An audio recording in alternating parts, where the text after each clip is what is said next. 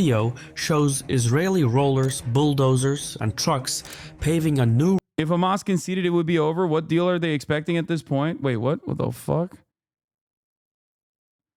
Tell me what Hamas wants to do. How do you justify that? Any terrorist organization that acts that way would get the same reaction. It would end if Hamas concedes. Hamas can't represent the people of Gaza. Yeah, okay, big dog. Okay, I'm going to unban this person.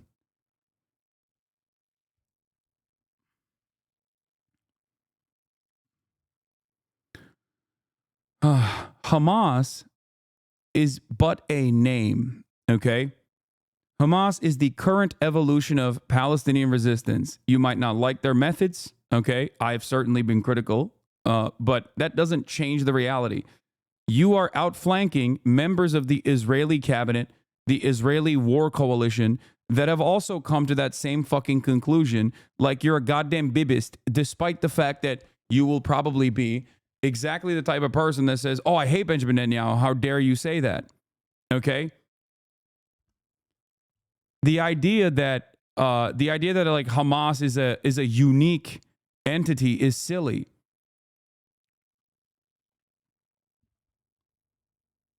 Okay, you kill everyone in Hamas. Now you have Hamas too. How do you think Hamas started?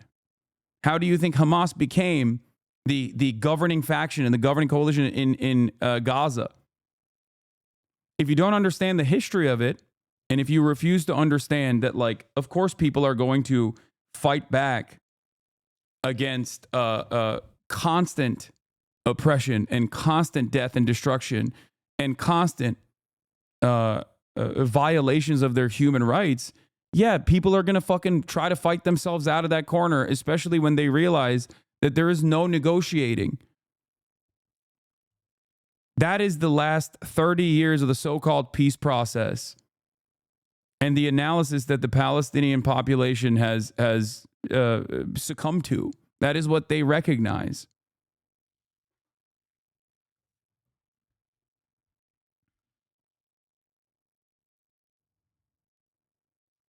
Do you understand?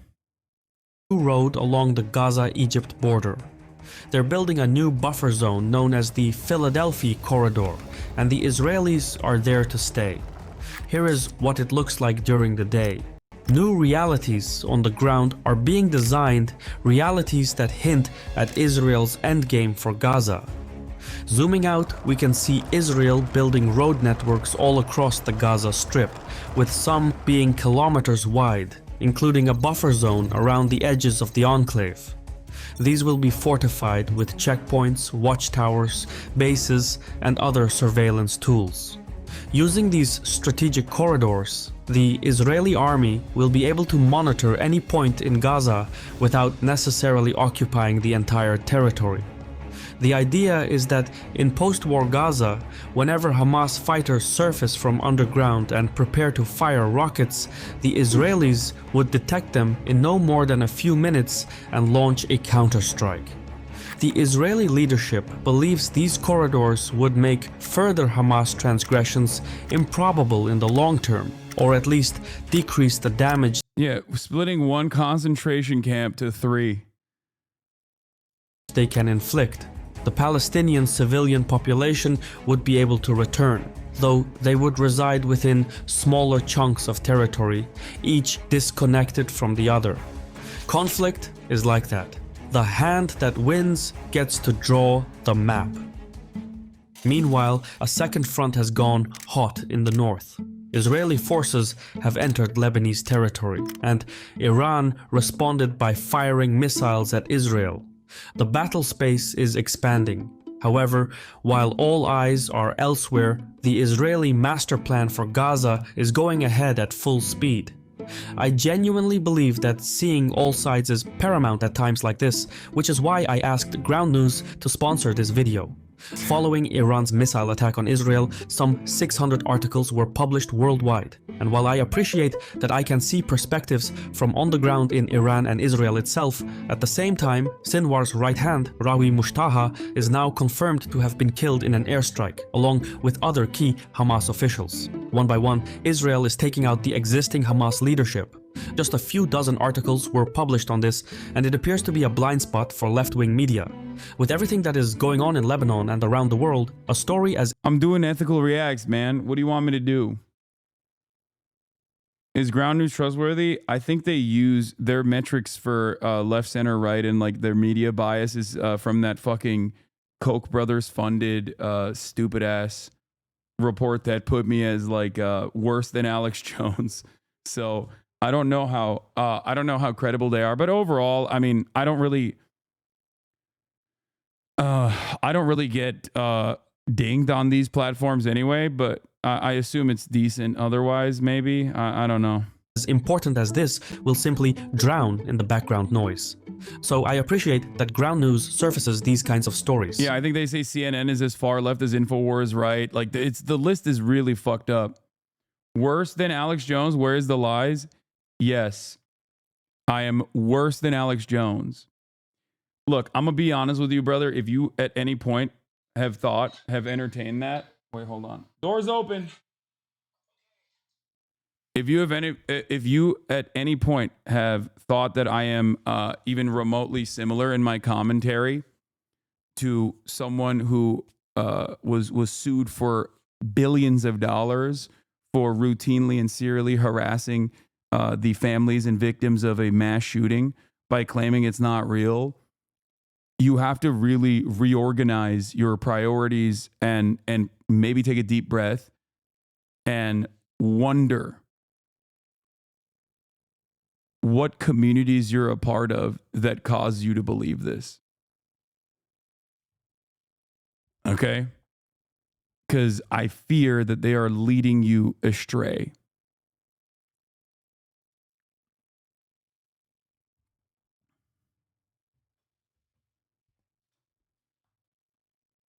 Your beliefs in communities are wild, though? Yeah, I know.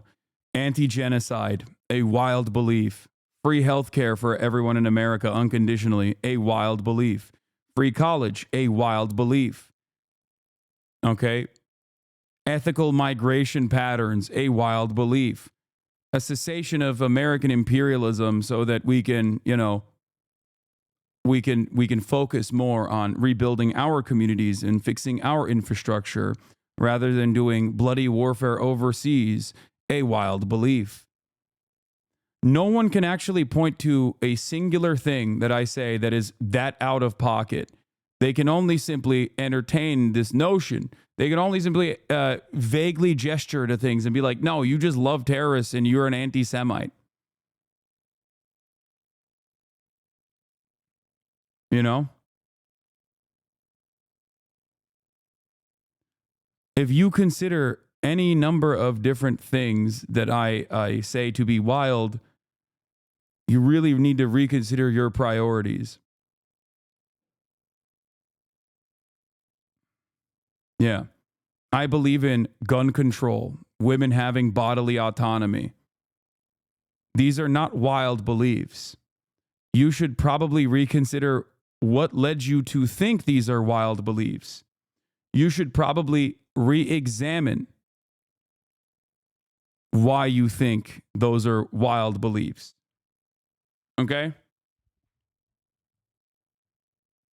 Since becoming a longtime member of this community, I've become an active community organizer that's currently helping to try to keep schools open. But sure, we're a wild community. I know.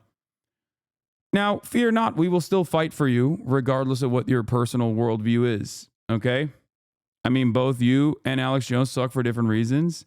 Please elaborate why me and Alex Jones are even in the same conversation and why we suck for different reasons. Fuck it. Cut straight to the point. What is the disagreement that you have with me? I suspect that the disagreements that you have with me are primarily because you have not really spent a whole lot of time in this community, but instead have been primed into feeling a certain type of way about my commentary from, random clips that you've seen here and there. That's probably what it is.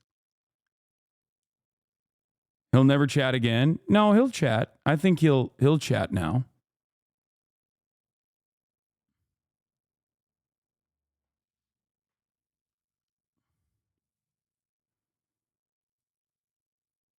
This chatter was just on Twitter hating under your post with a Sam Hyde and D meme ban.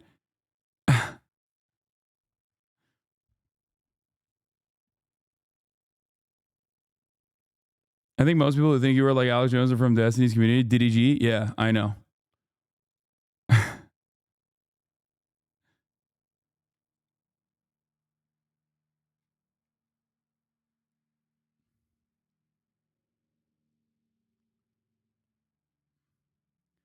Ground news might apply different methodologies, by the way, than just simply that one.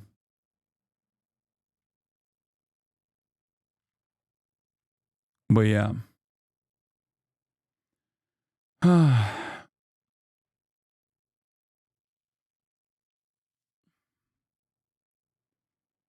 It is wild that people will just like simply say this shit and they will never. Isn't this a super LARPy channel? What, the channel that we're watching? I'm not really familiar with the Caspian Report. I think they're just like, they're like the rest of the geopolitics YouTubers. .news/Caspian to learn more or scan the QR code on the screen. Subscribing gets you 40% off the Vantage plan. That's the one I use. Also, by subscribing, you're directly supporting my channel. While our missions align, YouTube revenues alone don't cover the expenses to make these videos. So I especially value our continued partnership and encourage you to check it out. The link is below. Hassan, this was genuinely a bad take. No lube, no... Israel and Hamas are battling in the open while navigating a political minefield behind closed doors. Much of the negotiations converge around the configurations of Israeli buffer zones within Gaza in the form of extrajudicial corridors. Netanyahu is adamant about two, but a third one is already under construction and two more are in the pipeline. Using these corridors, Israel will have the means to permanently dictate life in Gaza while giving its troops the flexibility to deploy quickly throughout the enclave. One of the primary sticking points in the negotiations so far has been the Philadelphia corridor, specifically who will control it. Measuring roughly 14 kilometers in length and 100 meters in width, the corridor bisects Gaza's Rafah municipality and Egypt's Sinai region. It runs from the Mediterranean Sea to the Kerem Shalom crossing, which is the meeting point of Gaza, Egypt, and Israel. The corridor also includes the Rafah crossing, the only transit point between Egypt and Gaza. However, this crossing has been opened and closed repeatedly throughout the years, depending on the security circumstances. Under the 1979 agreement, Israel was allowed to deploy limited armed forces in the corridor, but no more than 4 infantry battalions, including the appropriate military infrastructure. However, Israel was not allowed to deploy tanks, artillery, or anti-aircraft missiles. So the operation of the Philadelphia corridor was coordinated mainly by Egypt, and this arrangement formed a fundamental component of the Israeli-Egyptian peace treaty. In 2005, Israel withdrew its army from Gaza as part of a disengagement plan. This exit included a withdrawal from the Philadelphia corridor as well as the withdrawal of about 9,000 Israeli settlers living in 25 illegal settlements in Gaza. Egypt then assumed full responsibility over the Philadelphia corridor, and the Palestinian Authority was later brought into the mission. Shortly after, a second legal agreement was signed between Egypt and Israel, allowing the former to deploy 750 border guards to patrol the corridor for counterterrorism and non-military purposes. Egypt's responsibility expanded, and it was now tasked with preventing smuggling and infiltration. 2 years later, in 2007, Hamas took complete control of the Gaza Strip and removed the Palestinian Authority from the region. Israel responded by enacting a land, air, and sea blockade of the Gaza Strip. Nobody was getting in or out without Israeli say. Egypt, meanwhile, would intermittently open the Rafah crossing during that time. Stuck in between Egypt and Israel, Hamas opted for a new strategy. It started building tunnels between Gaza and Egypt's Sinai. This underground infrastructure was used for smuggling goods and weapons, but the scale was enormous. Between 2011 and 2015, Egyptian forces destroyed more than 2,000 of these Hamas tunnels, and these were only the passages that were detected. Using these tunnels, Hamas created new realities on the ground. The Rafah crossing was no longer the sole entry and exit point to Gaza. More importantly, neither Egypt nor Israel exercised any control over the tunnels. Netanyahu and his cabinet have identified the Philadelphia corridor and the Hamas tunnels running underneath as the single weakest link in the chain surrounding Gaza. So, when the current hostilities started, Israel took back control of the corridor in May 2024. It is now insisting on maintaining a presence there in order to prevent Hamas from replenishing its lost resources. Netanyahu's cabinet argues that without Israeli control over the Philadelphia corridor, Hamas will rearm and build up its military force and infrastructure in a few years. This then will turn Gaza into a long-term security liability for the state of Israel. Hamas... I mean, this is like, so far, this has been, dare I say, a little biased in the direction of Israel. Sees it differently. Its negotiators demand that all Israeli forces be pulled from the corridor and that the area return to Hamas control as part of a lasting ceasefire. Egypt, too, is not happy about the continued Israeli presence in the corridor. The Egyptians argued that permanent, large-scale Israeli military presence in the area would violate the 1979 peace treaty. Technically, they make a valid point. The Philadelphia corridor has been a buffer zone between Egypt and Israel for more than 4 decades. It has been maintained through 2 bilateral agreements between Egyptian and Israeli diplomats. Various compromises have been floated since May, including the withdrawal of most Israeli forces in exchange for the installation of Israeli watchtowers along the borderline. However, Egypt has rejected the proposal. How is it biased? Genuinely asking? Yeah, constantly framing the Israeli incursions in security agreements, or rather, like, security methods, including implementing this, like, incredible blockade over the Gaza Strip after withdrawing its military in 2005 under the auspices of a valid security concern, is basically the same repackaged propaganda that says Israel has a right to defend itself. That's all it is. Like, that's all it is. Like, it's and of course it's something that you hear all the time. It's something that it's the only thing that you hear from most mainstream outlets. So it's always shocking to hear it from independent media as well, but I don't know. Like, this video is supposed to be Israel's endgame for Gaza, but so far it's describing every action that Israel's taken within a biased framework, not really considering, like, what the situation looks like for Palestinians across the board, and, like, how we got here.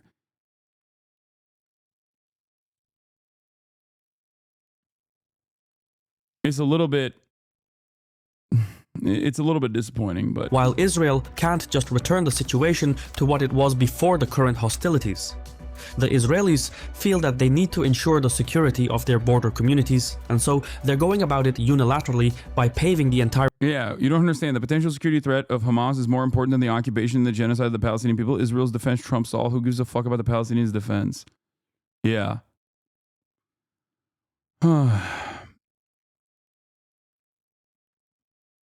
If Palestine has a right to defend itself, then so does Israel. It is not propaganda. It is the truth. Yeah, if Israel actually cared about Israeli defense, though, and Israeli security, they wouldn't be maintaining a fucking apartheid. The fuck? Yeah, there would already be a singular, solitary, secular state, okay? Where Palestinians and Israelis, in the way that they currently exist, could have equal rights, equal civil liberties. But that is a non-starter for many people who defend Israel, I assume yourself included. And you will say, how can we be around these barbaric rapist monsters? We can't. That's the issue. And it always goes back to the same first principles. You do not see Palestinians as normal human beings, just like you, with ambitions, with goals, with dreams, but instead a hive mind of barbaric anti-Semites who want to do mass rapes and shit. Also, yes, Israel doesn't have a right to defend itself under international law because they are a belligerent occupier of the Palestinian people. So thank you, Jay Mershon, for mentioning that. That is also true. Israel quite literally does not have a right to occupy the West Bank illegally, and it certainly does not have a right to, once again, bomb belligerently the entirety of the Gaza Strip in the interest of defending itself. It does not have that international right. As a matter of fact, Hamas post October 7, Hamas does have an international right to engage in self-defense as a spontaneous militia. So that's the other side of the equation as well. If we are just simply looking at real international rights, like what it actually says in the books, the reality of the matter is Hamas and any number of different Palestinians have the right to defend themselves against a ethnic cleansing campaign conducted by a belligerent occupier. Israel, on the other hand, does not have that right. Israel is violating the international rights of the Palestinian people. So that's what's really interesting about this equation, and really interesting about the asymmetry of violence that you're experiencing, that you're watching unfold in front of your eyes, that you're trying to desperately defend. The irony here is that Israel is in direct contravention of international law. And that's precisely the reason why there is an ICJ court case launched by the South African government against the Israeli government for conducting a genocide, and also the ICC court case simultaneously against those who are the top genocidaires. Saying Israel has a right to defend itself against the Palestinians is as ridiculous as saying Russia has a right to defend itself against Ukraine, and that's why they had to invade Ukraine. It's even worse than that, because at least Russia, with the exception of Crimea under international standards, would not even be considered a belligerent occupier until now. Now they are a belligerent occupier of Ukraine. So on that front, it would be akin to Russia permanently annexing parts of Ukraine that they have overtaken so far, and then bombing the shit out of that in the counterinsurgency campaign that they run when the Ukrainians inevitably go back to understandably fighting against their Russian occupiers a couple years down the line.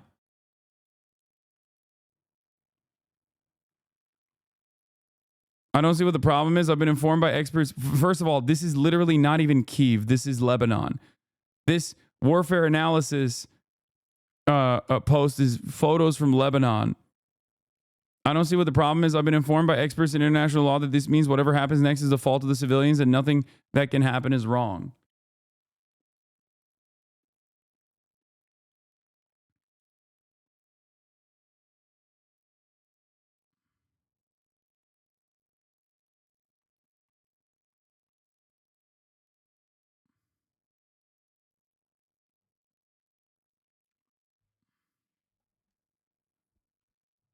Yeah, here's Francesca Albany speaking on exactly this, okay? UN Special Rapporteur for the occupied Palestinian territories. Defense can be invoked when a state is threatened by another state. This you can technically say Israel can invoke this against Iran, for example, and vice versa. Iran can invoke this against Israel. Okay? Which is not the case. Israel has not claimed that that has been threatened by another state. It's been threatened by an armed group. Qualify it the way you want, but it's an armed group within the occupied territory. And frankly, even saying the war between Gaza and Israel is wrong, because Gaza is not a standalone entity, it's part of the occupied territory. But so, in particular, Israel cannot claim the right of self-defense against a threat that emanates from the territory it occupies, from a territory that is kept under belligerent occupation.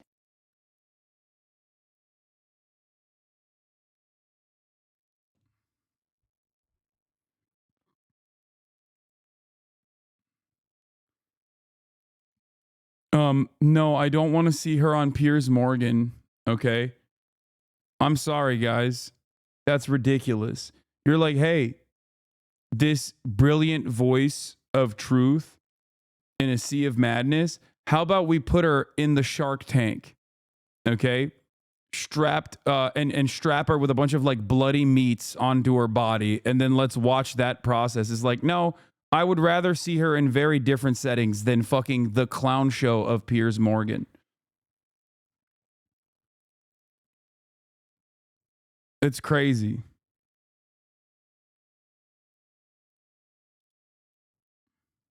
Of the corridor.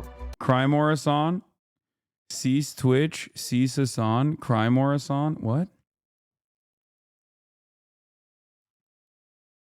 Does it seem like I'm crying? Are you okay?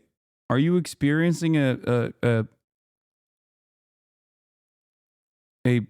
psychological breakdown? What's happening? Are you all right? Are you, yeah, dude's having an episode in the chat. I hope you're all right, man.